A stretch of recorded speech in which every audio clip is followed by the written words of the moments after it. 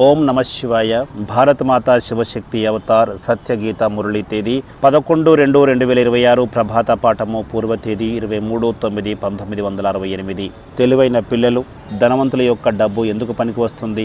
తండ్రి చెప్తున్నారు, నేను పక్కా వ్యాపారిని, మీకు ఎప్పుడు డబ్బు అవసరం ఉంటే అప్పుడు తిరిగి ఇస్తాను, లేనట్లయితే దానివల్ల ఏమి ప్రయోజనము? అందరూ కూడా స్వర్గంలోకి వెళ్ళాలి. తండ్రి గ్యారంటీ ఇస్తున్నారు. ఎవరు ఎంతగా కష్టపడితే అదే విధంగా పొందుతారు. పదవి కూడా నెంబర్ వారీగా లభిస్తుంది. రచయిత రచన యొక్క చరిత్రను పిల్లలకు తండ్రి తెలియచేశారు. ఇంతకు ముందు పిల్లలకు కూడా తెలియదు. దాని కారణంగా పిల్లలు నాస్తికులుగా ఉండేవారు. ఇప్పుడు మేము అసురీ సంప్రదాయంలో ఉన్నాము అని మీరు తెలుసుకున్నారు. ఇప్పుడు ఈశ్వరీయ సంప్రదాయంలోకి వచ్చాము. దైవీ సంప్రదాయంలోకి వెళ్ళడానికి ప్రయత్నిస్తున్నాము. దానికంటే ముందు అవగుణాలను తొలగించుకోవాలి, దైవీ గుణాలను ధారణ చేయాలి. ఇదంతా కూడా పిల్లలపైనే ఆధారపడి ఉంటుంది. తండ్రి డైరెక్షన్ ఇస్తున్నారు. అవగుణాలను తొలగించుకోవాలి, దైవీ గుణాలను ధారణ చేయాలి అని.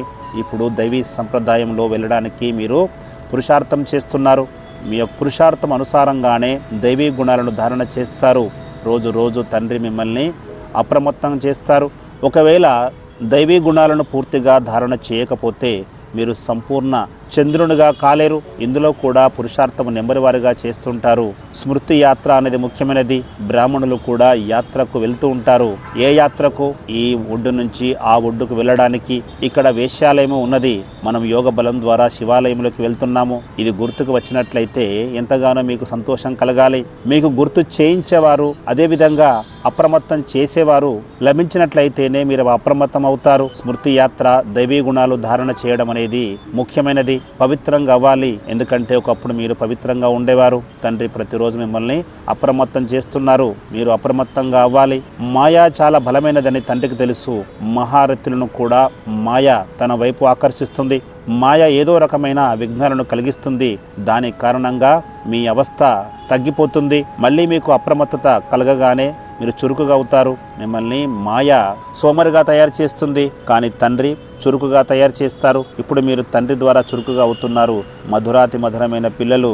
మాయ ద్వారా మీరు సోమరులుగా అవుతారు, తండ్రి ద్వారా మీరు చురుకుగా అవుతున్నారు. పురుషార్థం ఈ విధంగా నడుస్తూ ఉంటుంది. అందుకే తండ్రి వచ్చి మిమ్మల్ని చురుకుగా తయారు చేస్తున్నారు. ఇది యుద్ధం యొక్క మైదానము. ఇక్కడ ఎవరు కూడా సోమరిగా ఉండకూడదు. అలా ఉన్నట్లయితే యుద్ధములో ఓడిపోతారు. మీకు కొత్త కొత్త పాయింట్స్ లభిస్తుంటాయి. ఇక్కడ రిఫ్రెష్ అవుతారు. సేవ చేయాలనే కోరిక మీకు ఉండాలి. మిమ్మల్ని చురుకుగా తయారు చేసేవారు, అప్రమత్తం చేసేవారు ఇక్కడికి వచ్చినప్పుడు మీరు వారితో ఏమంటారు? మేము సోమరులుగా అయిపోయామని అంటారు. మురళి ద్వారా కూడా మీరు చురుకుగా అవుతారు. మాయతో మీకు యుద్ధం నడుస్తుంది. ఇది యుద్ధం యొక్క క్షేత్రము. ఎవరు ఎక్కడికి వెళ్ళినా కూడా తండ్రిని స్మృతి చేస్తూ వెళ్ళాలి. సాంగత్యం యొక్క దోషము కూడా మీకు పడుతుంది. బయటికి వెళ్ళగానే మీకు సాంగత్య దోషము కలుగుతుంది. ఎవరిలో అయితే జ్ఞానము ఉండదో వారి ద్వారా మీకు సాంగత్య ప్రభావం పడుతుంది. మధువనంలో సాంగత్య దోషము ఉండదు. ఇక్కడ పిల్లలు చురుకుగా అవుతారు.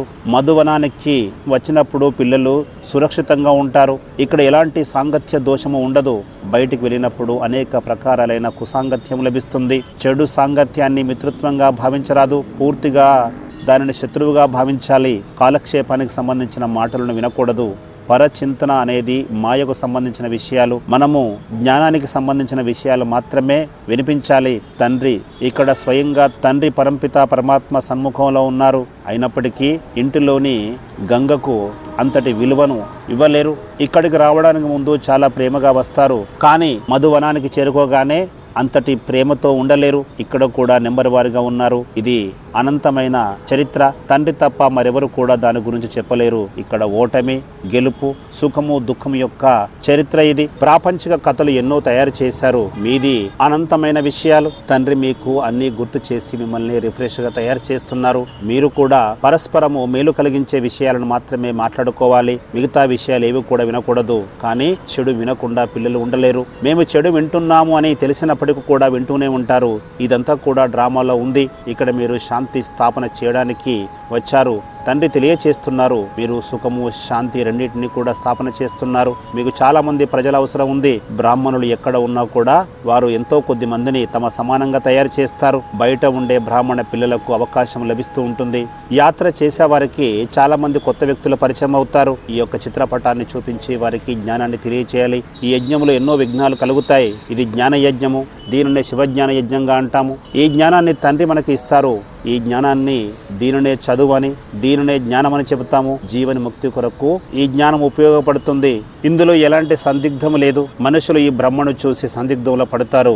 శాస్త్రాలలో ఒక రకంగా ఉంది, ఇక్కడ మరో రకంగా ఉంటుంది. మీరు మరో విధంగా తెలియచేస్తారు. అందువల్లనే ప్రజల నుంచి వ్యతిరేకత వస్తుంది. భక్తి మార్గంలో అబలల పైన విషము కొరకు అత్యాచారాలు చేసి తండ్రి వచ్చినప్పుడు కూడా పవిత్రత పైన సమస్యలు ఎదురవుతాయి. అబలల మీద అత్యాచారాలు జరుగుతాయి. వివాహానికి అంగీకరించకపోతే వారిపైన అత్యాచారాలు చేస్తారు. వివాహానికి ముందు కన్యకు ఎంతగానో విలువ ఉంటుంది. కన్య ముందు అందరూ కూడా మోకరిల్లుతారు. ఈ సత్సంగము ఇతర సత్సంగాల కంటే భిన్నమైనది. బయటి వారికి ఈ విషయాలు తెలియవు. వివాహము చేసుకోకపోతే అబలలపైన అత్యాచారం చేస్తారు. వివాహానికి ముందు కన్యలకు ఎంతగానో విలువ ఉంటుంది. వారి ముందు అందరూ కూడా మోకరిల్లుతారు. ఈ సత్సంగానికి బయట ఉండే సత్సంగాలకు చాలా తేడా ఉంటుంది. బయటి వారికి ఈ జ్ఞానము ఏమాత్రము కూడా తెలియదు. ఆబు ప్రదర్శని అనే పుస్తకాన్ని ప్రచురించారు. ఈ ప్రపంచంలోనే ఆబు అనేది గొప్ప తీర్థస్థానము. అన్ని ధర్మాలకు గొప్ప తీర్థస్థానము అబూ పర్వతంగా మారుతుంది. దీని గురించి ప్రచారం చేయాలి. ఇలా ప్రచారం చేసినట్లయితే ఇక్కడి వారు సంతోషిస్తారు. ఈ దిల్వాల మందిరాన్ని కూడా జైనులు నిర్మించారు. కానీ వారికి ఏమీ తెలియదు. ఆది దేవుడిని వారు నమ్ముతారు. మహావీర్ అనే పేరు చాలా మంచిది. మీరు మాయ మీద విజయాన్ని సాధించి మహావీరుగా అవుతారు. జైనులకు జ్ఞానమేమీ లేదు. లక్ష్మీనారాయణుల దగ్గర కూడా ఎలాంటి జ్ఞానము లేదు. భక్తి మార్గంలో ఆది దేవుడిని నల్లని విగ్రహంగా తయారు చేశారు. అలా ఎందుకు తయారు చేశారో మీకు మాత్రమే తెలుసు. ఎవరిలో అయితే తండ్రి ప్రవేశిస్తారో వారు నల్లగా ఉంటారు. ఇవన్నీ కూడా భక్తులకు తెలియదు. ఆబు పర్వతం గురించి చాలా మీరు ప్రచారం చేయవచ్చు. ఆబు యొక్క మహిమ చాలా గొప్పది. దాని గురించి అందరికి తెలియచేయాలి. ఆబు దర్శనం అనే పుస్తకాన్ని అందరికీ కూడా ఇవ్వండి. ఆబు పుస్తకాన్ని ఇతరులకు మీరు ఇవ్వవచ్చు. ఇక్కడ ఆబు పర్వతంలో దిల్వాల మందిరము, ఆదిదేవుని యొక్క మందిరము ఉన్నది. ఇదంతా కూడా భక్తి మార్గంలో తయారు చేశారు. ఈ మధువనము అనేది చైతన్యమైన దిల్వాల మందిరము. ఆదిదేవుడు కూడా ఇక్కడే ఉన్నారు. గురు శిఖరము కూడా ఇక్కడే ఉన్నది. గురు శిఖరము చాలా ఎత్తైనది. ఉన్నతోన్నతమైన వారు భగవంతుడు. భగవంతునితో పాటు ఆత్మలైన పిల్లలు కూడా ఉంటారు. భగవంతుడినే ఉన్నతోన్నతమైన వారు అని మహిమ చేస్తారు. భగవంతునితో పాటు ఆత్మలైన పిల్లలు కూడా తోడుగా ఉంటారు. మనమందరము బ్రాహ్మణులుగా ఉన్నాము. ఎక్కడైతే తండ్రి ఉంటారో అక్కడే పిల్లలు కూడా ఉంటారు. ఆత్మలు బ్రహ్మ మహాతత్వంలో ఉంటాయి. ఇప్పుడు జ్ఞానమంతా కూడా పిల్లలు తెలుసుకున్నారు. ఇది భౌతికమైన దేవాలయము. భక్తి మార్గంలో దీనిని నిర్మించారు. ఆది దేవుడిని కింది భాగంలో చూపించారు. పై భాగంలో ఆదినాథుడు ఉన్నారు. దానికి దీనికి ఏదో ఒక సంబంధం కూడా ఉంటుంది. గురు శిఖరానికి కూడా దీనికి సంబంధం ఉంది. అదే విధంగా అచల్ గఢ్లో స్వర్ణము ఉంది. దానితో కూడా ఏదో ఒక సంబంధం ఉంటుంది. మీ యొక్క దేవాలయాలు ఇక్కడ ఉన్నాయి. మీలో కూడా నెంబర్ వారిగా ఉన్నారు. నెంబర్ వారిగా మహారథులు ఉన్నారు. మీకు దృఢమైన నిశ్చయము కలగాలి. కానీ చాలా కొద్ది మందికి మాత్రమే అలాంటి నిశ్చయం ఉంటుంది. నిశ్చయము, సంశయము, ఈ రెండింటి మధ్యన పురుషార్థం నడుస్తూ ఉంటుంది.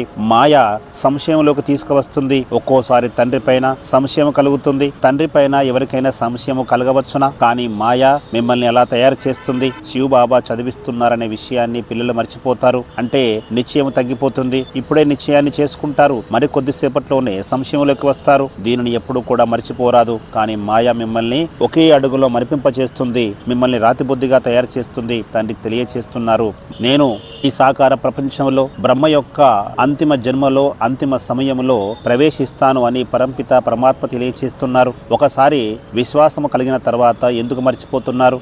ఒకసారి విశ్వాసము కలిగిన తర్వాత నడుస్తూ తిరుగుతూ మీరు చాలా సంతోషంగా ఉండాలి. కానీ మాయ అలా ఉండనివ్వదు. మీరు మూర్ఛిల్లిపోతారు. పరస్పరము అశాంతిని కలగజేస్తారు.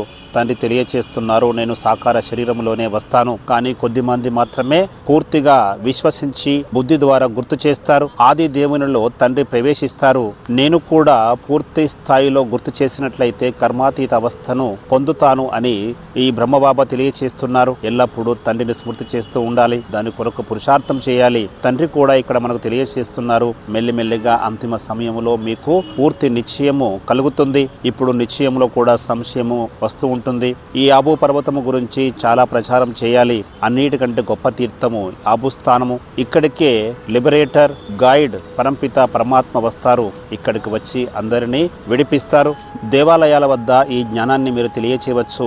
బ్రహ్మ యొక్క పిల్లలు ఇక్కడ తపస్సు చేస్తున్నారు. బ్రహ్మ పిల్లలకు ఇక్కడ గదులు నిర్మించారు. మీరు యోగ బలం ద్వారా ఈ కార్యాన్ని నిర్వహిస్తున్నారు. మీరు ఎవరి పిల్లలు? ప్రజాపిత బ్రహ్మ యొక్క సంతానము. పిల్లలు ఇప్పుడు రాజయోగాన్ని నేర్చుకుంటున్నారు. అలాంటప్పుడు పిల్లలకు ఎంతటి సంతోషము కలగాలి. ఉన్నతోన్నతమైన తండ్రి వచ్చి వీరి ద్వారా స్థాపన చేస్తున్నారు. పిల్లలకు దీని ద్వారా ఎంతో సంపాదన కలుగుతోంది. కొద్దిమంది సంపాదన చేస్తూ కూడా మురికిలో పడిపోతారు. వారి యొక్క సంపాదన అంతటితో సమాప్తమైపోతుంది. ఆది దేవుని యొక్క దేవాలయము పైన ఉన్నది.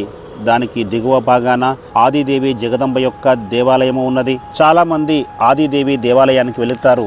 ఎందుకంటే అమ్మ ప్రేమ స్వరూపంలో ఉంటారు. అక్కడికి చాలా మంది వెళుతారు. ప్రాచీన భారతదేశానికి సంబంధించిన రాజయోగాన్ని ఈ దిల్వాల దేవాలయంలో మీరు చూడవచ్చు. దీని ద్వారానే స్వర్గస్థాపన జరుగుతుంది. సర్వుల యొక్క సద్గతి దాత ఇప్పుడు ఆబు తీర్థ స్థానములో ఆసీనులై ఉన్నారు. స్వర్గం యొక్క స్థాపన ఆబు పర్వతం పైన జరుగుతుంది. ఇలాంటి దేవాలయాలు మరెక్కడ కూడా లేవు. పరంపిత పరమాత్మ ఇప్పుడు ఆబు తీర్థస్థానములో ప్రాచీన యోగాన్ని నేర్పిస్తున్నారు. ఇదంతా కూడా మీరు వార్తాపత్రికల్లో ప్రచురించాలి. తండ్రి స్వర్గాన్ని ఏ విధంగా తయారు చేస్తున్నారు దానికి నిదర్శనంగా ఇక్కడ దేవాలయం కూడా ఉన్నది. మహారథులుగా చెప్పుకునేవారు మురళి కూడా చదవరు. వారికి తమ అహంకారం ఉంటుంది. మురళిలో ఒకే రకమైన పాయింట్స్ వస్తాయి అని చెప్తారు. మహారథులకు అహంకారము ఉంటుంది. క్రమం తప్పకుండా మురళిని చదవరు.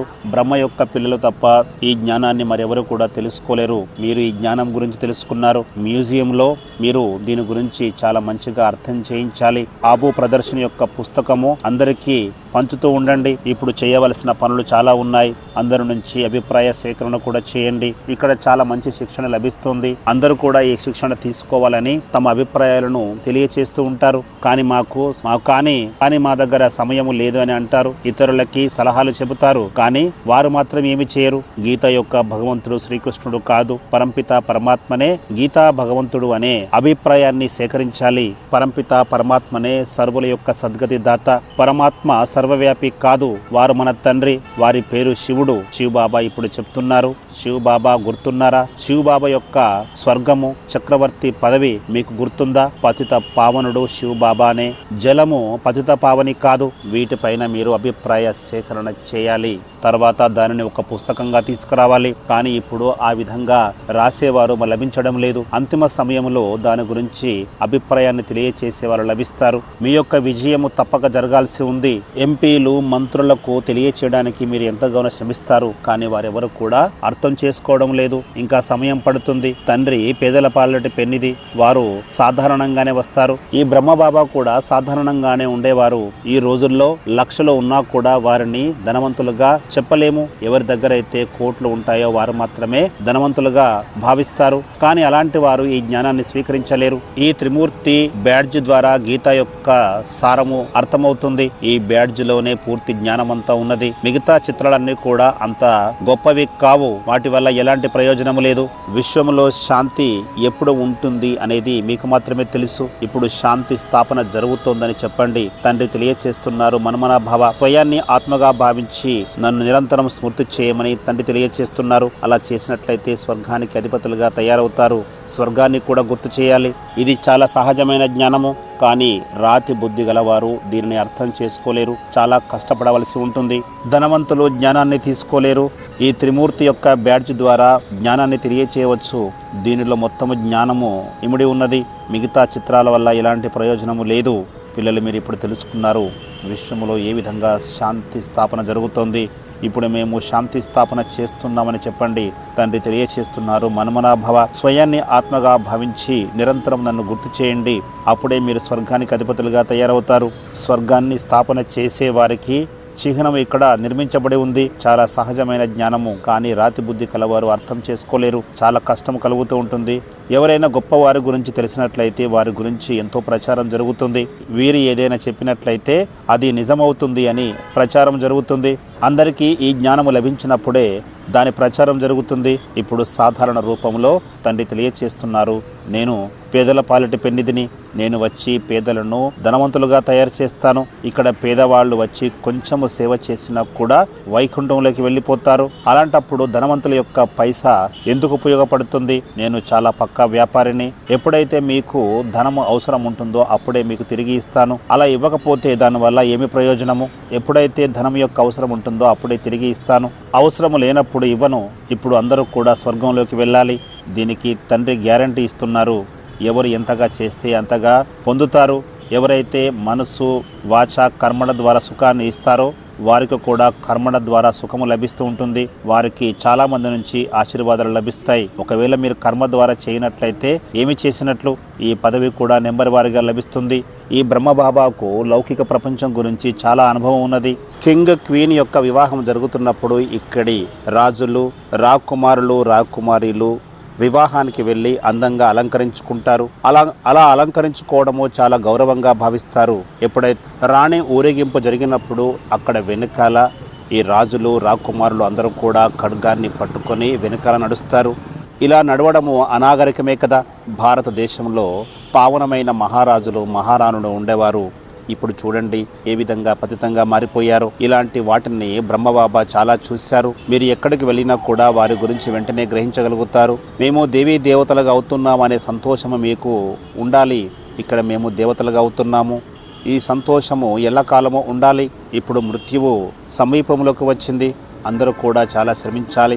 ఇప్పుడు ఈ ధనము వల్ల మనకు కానీ భవిష్యత్తులో వచ్చేవారికి కానీ ఎలాంటి ప్రయోజనము లేదు. ఈ ధనమంతా కూడా వృధాగా పోతుంది. అందువల్ల తండ్రి తెలియచేస్తున్నారు, ఎవరైతే ధనవంతులుగా ఉన్నారో వారు పేదవారిగా అవ్వండి. ఎవరైతే పేదవారిగా ఉన్నారో వారు ధనవంతులుగా అవ్వండి. అంతిమ సమయంలో మేము తప్పుగా అర్థం చేసుకున్నామని అనుకుంటారు. ఇప్పుడు స్వర్గం స్థాపన జరుగుతోంది. ఇంతకాలంగా సమయాన్ని సంతృప్తి పరచడంలోనే గడిపివేశాము.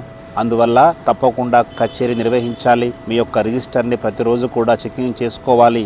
ఢిల్లీలో కూడా చాలా మ్యూజియాలను ఏర్పాటు చేస్తున్నారు. దాని ద్వారా ఎంతో సేవ జరుగుతుంది. పిల్లలందరూ కూడా సర్వీసులో నిమగ్నమైపోయారు. ఇప్పుడు అతిపెద్ద రాజధాని స్థాపన జరుగుతోంది. తండ్రి తెలియచేస్తున్నారు, ఇప్పుడు బ్రాహ్మణ కులం యొక్క సూర్యవంశము, చంద్రవంశం యొక్క స్థాపన జరుగుతోంది. వీరందరికీ గీత అనేది ప్రధానమైనది. గీతలో భగవాన్ వాచ ఉంది, కానీ భగవంతుని యొక్క పేరును మార్చివేశారు. భక్తి మార్గంలో పిల్లలు పూర్తిగా మునిగిపోయారు.